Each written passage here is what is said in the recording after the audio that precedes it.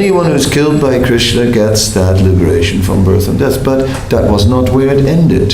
Because Putana, she was accepted by Krishna and placed, taken to Golok and given there the position of a nurse, an assistant to Mother Yasoda, like a mother, because she had offered the milk and the breast, and Krishna just overlooked the poison and killed her for that. But at the same time, she got promoted to the spiritual world. So added mercy.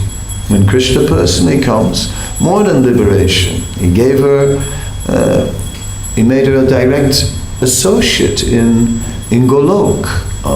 The Acharyas are again and again remembering the special mercy that Putana got.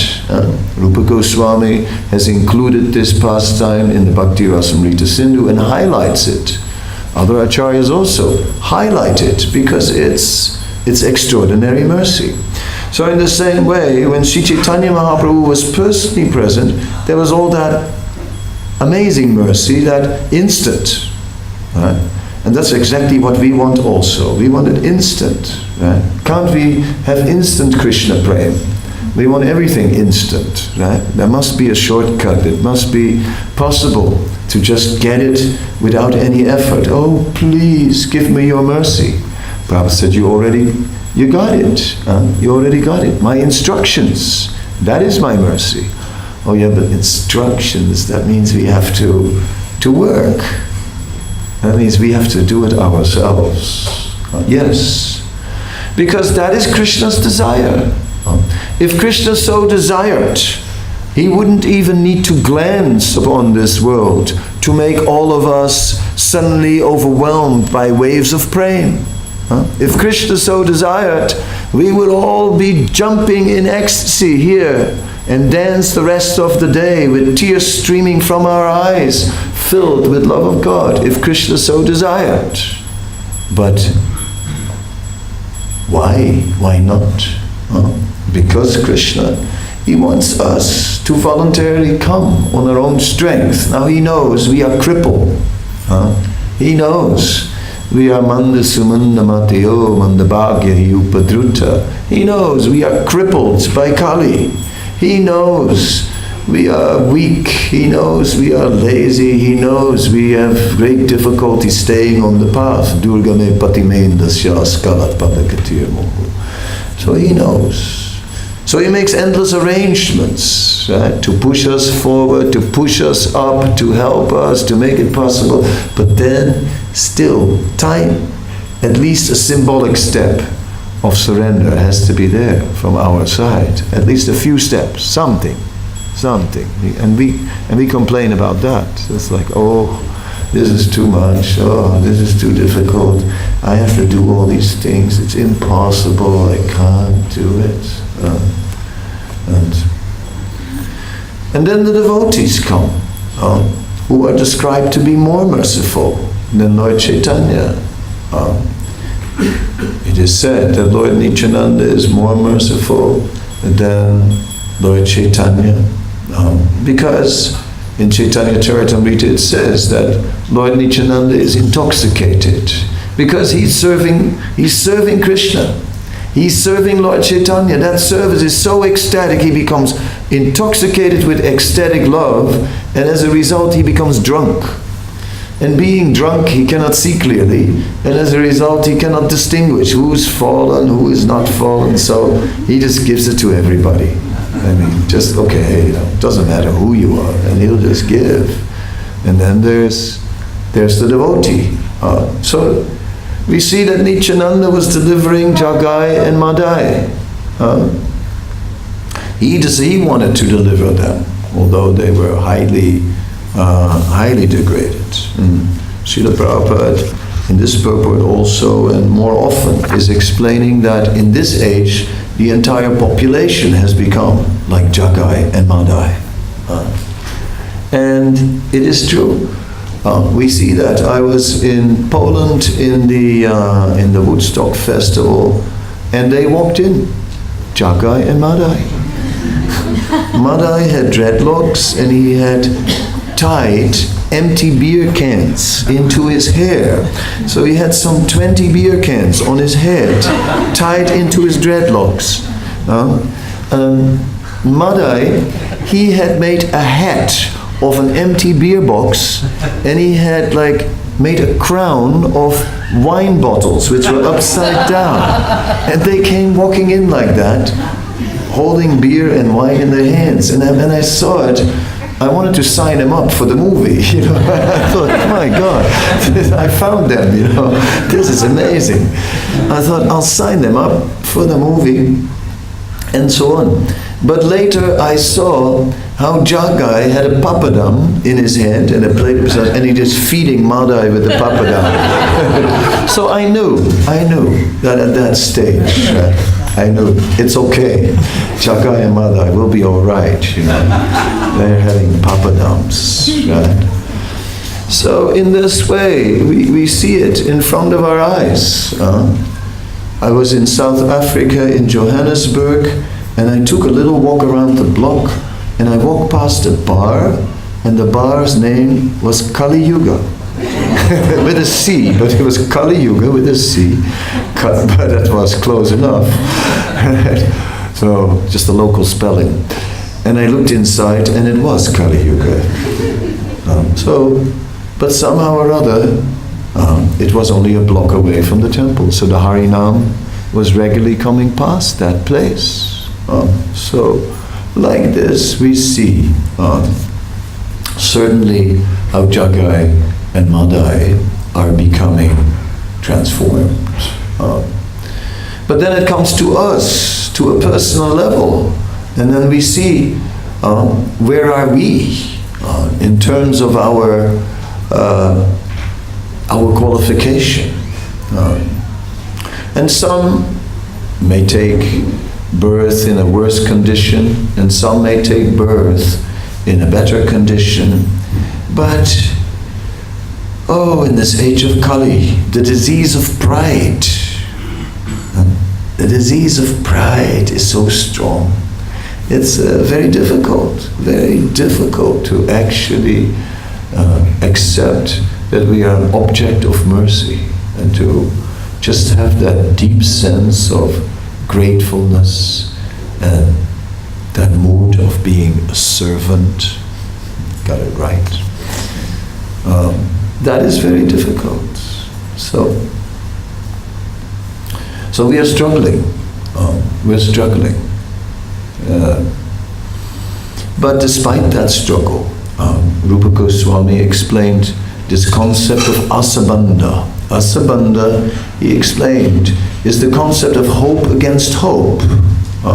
That although we are struggling, although our track record is not a perfect one, there is asabandha, this hope against hope, that somehow or other we still will get the mercy of the Lord, due to His qualification, due to His extraordinary mercy, that still will get it. And therefore, we never give up. Even although we struggle, it doesn't discourage us at all. Even although there is weakness, even although there is failure, we don't let that ever discourage us, because we know that Lord Chaitanya will overlook so much, that there's still hope. There's still hope. So no, don't give up. Carry on, because it may still work out, even although so far it didn't look that good. So these are kind of things that are very encouraging, and this verse carries that message, how the river flows downstream, and Lord Chaitanya especially extends himself to the fallen. Of course, we don't start the game mirror, mirror on the wall, who is the most fallen of all. Right? There is that little anecdote that took place with Srila Prabhupada and Satsarup Maharaj, where Satsarup Maharaj said, Srila Prabhupada, I'm nothing. Prabhupada said, no, you're not nothing, you're something, but you're not what you think you are. Bang. That was the karate blows that Prabhupada would speak about. Karate preaching. Bang, bang, bang. You're not nothing, you're something, but bang, you're not what you think you are. Okay. Like that, take that home. But that is the case. That is the case. Satsarup Maharaj stood there as the prototype for all of us. We are not what we think we are. We think we know now what we are. We think our darkened eyes have been opened. And Giriraj Maharaj, then Brahmachari, said to Prabhupada, "Oh Prabhupada, sometimes we are in Maya." And Prabhupada interrupted him and said, "What do you mean? You're always in Maya." Always. So these things are very humbling if we meditate on that. And that possibly, even now, we still are in illusion, and we still may not know who we really are, and we don't know our eternal identity. We're still struggling with a temporary one. We're still trying to rise above the identity of this life, the birth, the identity of the body. It's still carrying with us in so many ways. So, therefore, we can see that a lot of shortcomings in us, and therefore in conclusion, we can see how important mercy is. And that is why I particularly like this Chaitanya Charitamrita, because the Chaitanya Charitamrita, in a sense, is an expansion of the Srimad Bhagavatam. It is the same knowledge of Srimad Bhagavatam that comes back in the Chaitanya Charitamrita. 350 verses of Bhagavatam are quoted in the Chaitanya Charitamrita, by far the most of any scripture. Some chapters are dedicated, based on Srimad Bhagavatam, like the second chapter in Adi Lila, which is based on Krishna's to Bhagavan Swayam, which is the Paribhasa Sutra of Bhagavatam, Jiva Goswami said, or the one verse that lights up the whole Bhagavatam, that established Krishna as the Supreme Personality of Godhead, while all other manifestations of the Lord are his expansions and incarnations. So all these things are there. So Chaitanya Charitamrita is an expansion of Srimad Bhagavatam. One, because Sri Chaitanya Mahaprabhu is acting as the person Bhagavat. He is completely acting on the principles of Bhagavatam, because the principal evidence that he uses in discussions with various people like the Mayavadi sannyasis from Varanasi is Srimad Bhagavatam, because Krishnadas Kaviraj has as principal evidence used Srimad Bhagavatam.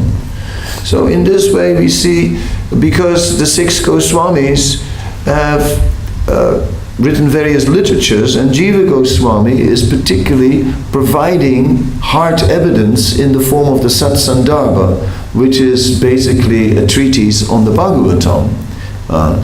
So Bhagavatam is our principal evidence, without a doubt. The Chaitanya Charitamrita then is an extension of the Bhagavatam, but that one element of mercy is very much highlighted in the Chaitanya Charitamrita. More so, although it's there in the Bhagavatam, but it especially highlighted here, and we especially need it. Sometimes we come to this understanding that first one should read Bhagavad Gita, then Bhagavatam, and it's the graduate study, then postgraduate Chaitanya Charitamrita. And most people never get through the Bhagavatam.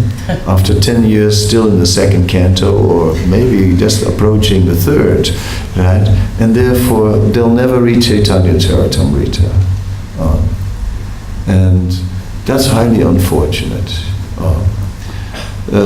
No, we can't read that because it's radioactive, because it's like, you have to first finish the Bhagavatam. Yes, you must first finish the Bhagavatam so that you can fully understand the Chaitanya Charitamrita. But if you're never going to finish the Bhagavatam this life, then maybe it's a good idea to already start reading some Chaitanya Charitamrita also. Just so that we get a little bit more aware of who we are. Because we are Gaudiya Vaishnavas. This is our identity. This is our identity. Yes, we are devotees of Krishna, but we are particularly the followers of Sri Chaitanya Mahaprabhu. And they act a little different, as you'll find out in the Chaitanya Charitamrita. Like, for example, when they come in Jagannath Puri, Maharaj Prataparuddha is looking, they're not going to the temple of Lord Jagannath. They're going straight to Chaitanya Mahaprabhu. And minutes later, devotees, local devotees from Puri, they were arranging big baskets with prasadam to go to the place where the devotees were. And they said, Maharaj Prataparuddha said, they're not fasting. But normally the pilgrims, when they come to Puri on the first day, they are fasting. Not the followers of Chaitanya Mahaprabhu, said Gopinath Acharya. They're different. They have a special license of the Lord. So somehow or other, this movement, the smell of halva and all the other preparation has been a key element. Right? Without it, where would we be? Somehow or other, this is the movement of Lord Chaitanya that we are part of. And somehow or other, we are not qualified. And yet we are here. And there is still hope because of the extraordinary mercy of Lord Chaitanya, which is flooding everything in all directions. And everything becomes easy. Yesterday I had a little quote book, and I quoted one verse, and the verse was basically saying that if one wants to go from one point to another, the way to go there is to follow the path, to go by the road. That's the quickest way to go. If you go over rough terrain, will take a long time. So you must go by the road. That is the shortest way to go. And then the comment was, yes, normally that is so. But when there's a flood, it's different. Because when there's a flood, you can just go by boat. You do not no longer have to go by the road. So when there's the flood of mercy, sometimes we don't even have to go so strictly by all the rules and regulations. We can just go straight for the goal. And therefore we are not a movement with a focus on rules and regulations. The focus is on the mercy. The focus is on Sri Chaitanya Mahaprabhu. And to not only take that mercy, but take it and distribute it. And then it is followed by regulative principles. In this way, this movement is flooding everything, and we scoop up some of that mercy and move it further and expand the flood even further.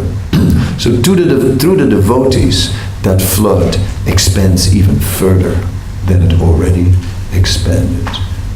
Just like sometimes somebody brings you a bottle of Radhika water, right, in the middle of London, and suddenly the mercy has come to London. I got one yesterday. Any questions? Any comments? Yes. Thank you, Maharaj, for the class. I was just thinking about what you had said about Putana, that she had this unfavorable desire to kill Krishna, and it was such a strong desire, and she went ahead with it, and she smeared poison on her breast and fed Krishna, and then Krishna accepted that service and elevated her. And I was just wondering that, is it advisable for us, if we have an unfavorable desire, not to kill Krishna or do the whole lot, but if we've got an unfavorable desire, is there some way that we can purify that or engage in Krishna's service in a similar way? And as well as, where do we draw the line where we sort of say, okay, this is going on point?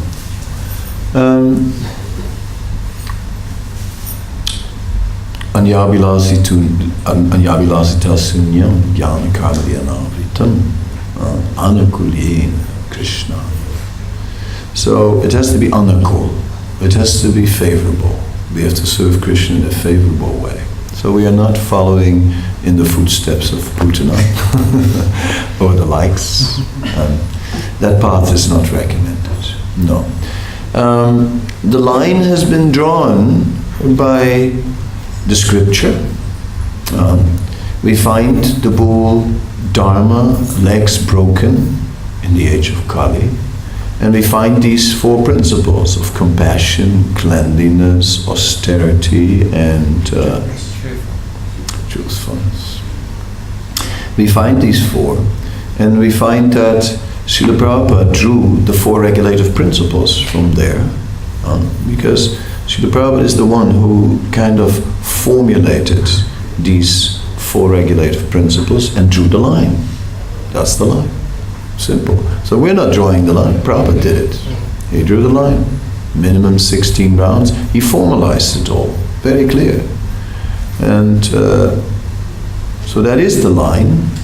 What Prabhupada did is he lowered the threshold, because Sri Chaitanya Mahaprabhu said in the Chaitanya Bhagavat he would not accept prasadam in the house of anyone who is not a lakbati.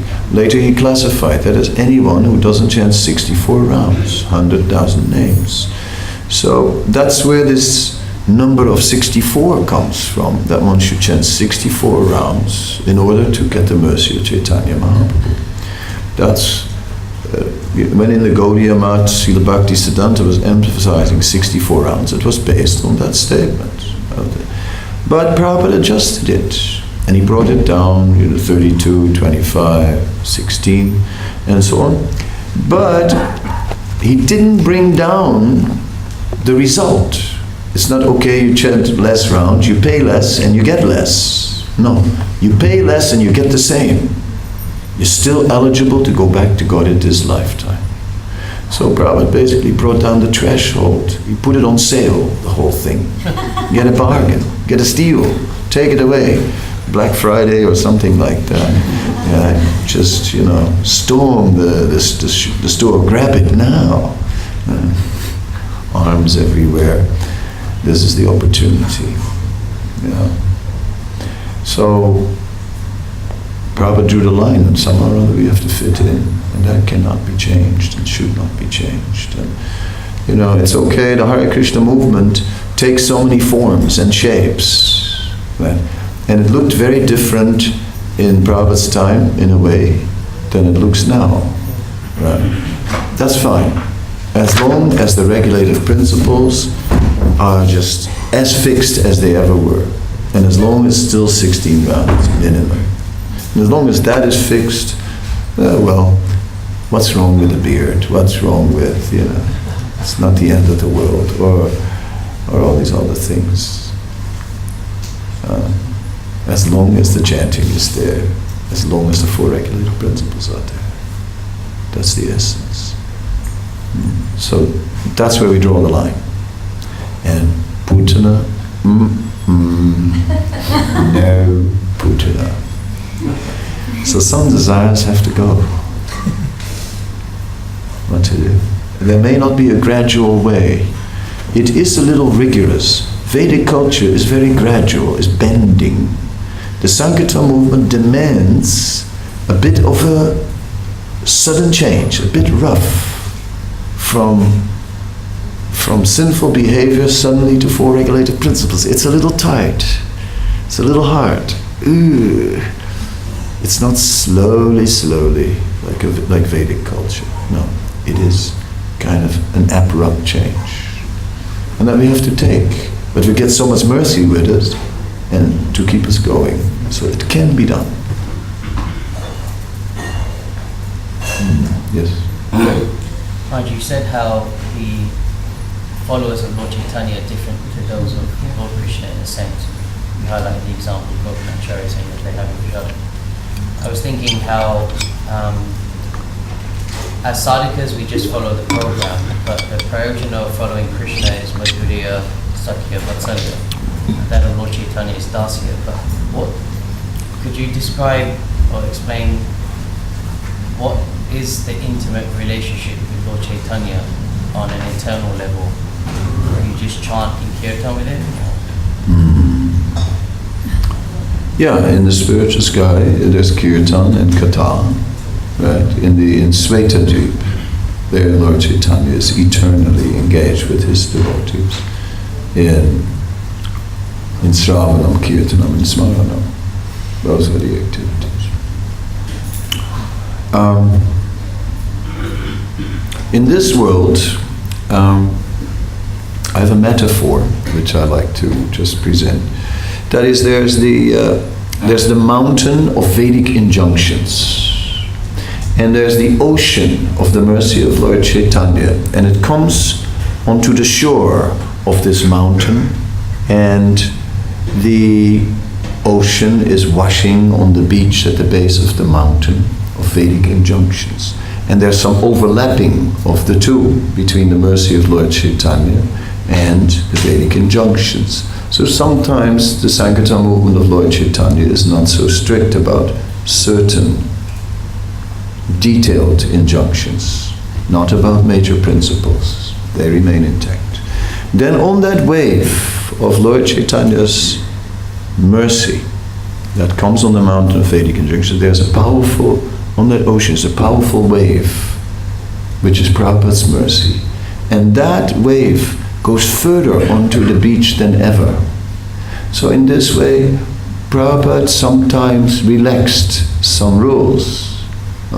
Like in India, you can still see people are very rigid about Ekadasi. Oh, only papaya, only papaya sabji, only this, only that, if you eat it all. And whereas Prabhupada just, okay, no grains and beans, that will do. That will do. So another example of how Prabhupada sometimes, on details even, it's not so important. The essence, though, cannot be changed. 4 regulated principles, 16 rounds. Then we can think about all these other things, the ecstasies and the prayojana and so on. But if Sambandha is not there of 4 regulated principles, 16 rounds, what's the use of our meditating on prayojana? Then there's no use. Nowadays there's so much information, the spiritual world, this, that. We know everything about Krishna, the gopis, so many stories and so on. But where are we in our sambandha? How much are we fixed in our roots? And if we're not, then all that will be not of much use. Lord Chaitanya came to give the most exalted to the most fallen, but we must really be fixed in this sambandha, in our connection with the basics. I'll end with that. Thank you very much. Srila Prabhupada ki jai. Kadamba Kanana Swami Maharaj ki jai.